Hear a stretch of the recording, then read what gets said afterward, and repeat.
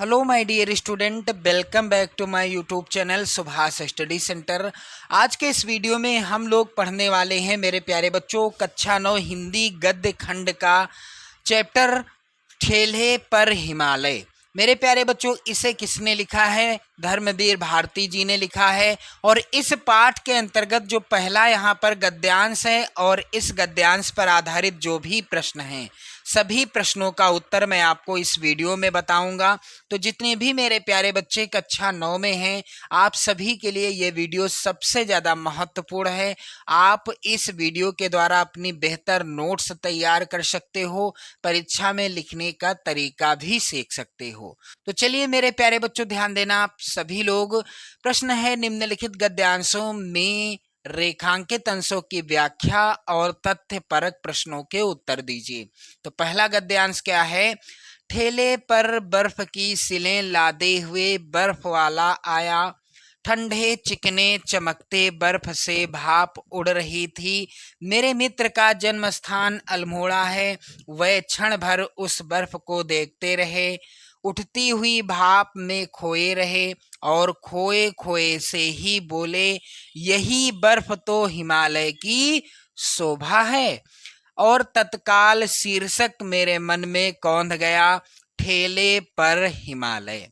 पर आपको इसलिए बता रहा हूं कि अगर आप नए कवि हों तो भाई इसे ले जाएं और शीर्षक पर 200-300 पंक्तियां बेडौल बेतुकी लिख डालें। शीर्षक मौजू है, और अगर नई कविता से नाराज हों, सुललित गीतकार हों, तो भी गुंजाइश है।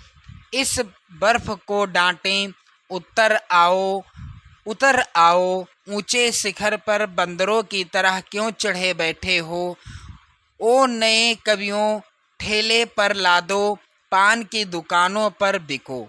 मेरे प्यारे बच्चों, ये है गद्यांश। अब इस गद्यांश का पहला प्रश्न, उपर्युक्त गद्यांश का संदर्भ लिखिए। कैसे लिखना है आप सभी को? सबसे पहले आप क्या करेंगे?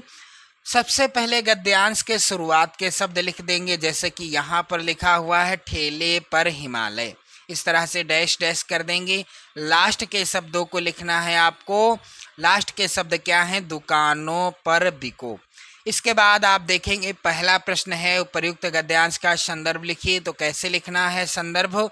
इस तरह से हेडिंग आपको डाल देना है, संदर्भ प्रस्तुत गद्यावतरण हमारी पाठ्य पुस्तक हिंदी गद्य के ठेले पर हिमालय नामक पाठ से उद्धृत है।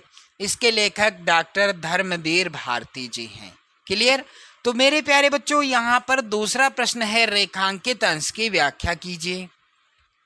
तो रेखांकित अंश क्या है? यहाँ पर गद्यांश में आप लोग ध्यान दें, ठेले पर बर्फ की सिलें लादे हुए बर्फ वाला आया, ठंडे चिकने चमकते बर्फ से भाप उड़ रही थी। मेरे मित्र का जन्म स्थान अल्मोड़ा है, वह क्षण भर उस बर्फ को देखते रहे, उठती हुई भाप में खोए रहे और खोए खोए से ही बोले, यही बर्फ तो हिमालय की शोभा है। चलिए, ये है रेखांकित अंश। अब इस तरह से रेखांकित अंश की व्याख्या आप हेडिंग डाल देंगे। इसके बाद मेरे प्यारे बच्चों, कैसे आपको लिखना है? तो ठेले पर लदे हुए बर्फ को देखकर लेखक कहता है कि एक मेरा मित्र है जिनका जन्म स्थान अल्मोड़ा है, वह पल भर उस बर्फ को एकटक देखते रहे। बर्फ से उठती हुई भाप को देखकर वह बोले कि यही बर्फ तो हिमालय की शोभा है। मेरे मन में तुरंत यह शीर्षक प्रवेश कर गया, ठेले पर हिमालय। ये हो गई इसकी व्याख्या। चलिए, अगला प्रश्न है, हिमालय की शोभा क्या है? तो मेरे प्यारे बच्चों, हिमालय की शोभा बर्फ है। तो इस तरह से आपने देखा पहले गद्यांश के सभी प्रश्नों का उत्तर लिखने का तरीका। यहाँ पर आपको मैंने बताया संदर्भ लिखने का तरीका, रेखांकित अंश की व्याख्या लिखने का तरीका, और साथ ही अन्य प्रश्न के उत्तर को लिखने का तरीका।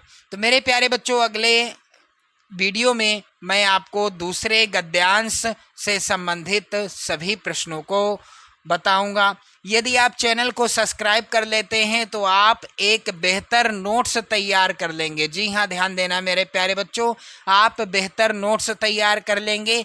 और साथ ही साथ यदि आप शेयर कर देते हैं इस वीडियो को अपने सभी इष्ट मित्रों के पास, तो उनका भी क्या हो जाएगा, उनकी भी हेल्प हो जाएगी। तो वीडियो को लाइक शेयर कर देना, चैनल पर नए हैं तो सब्सक्राइब भी कर लीजिएगा।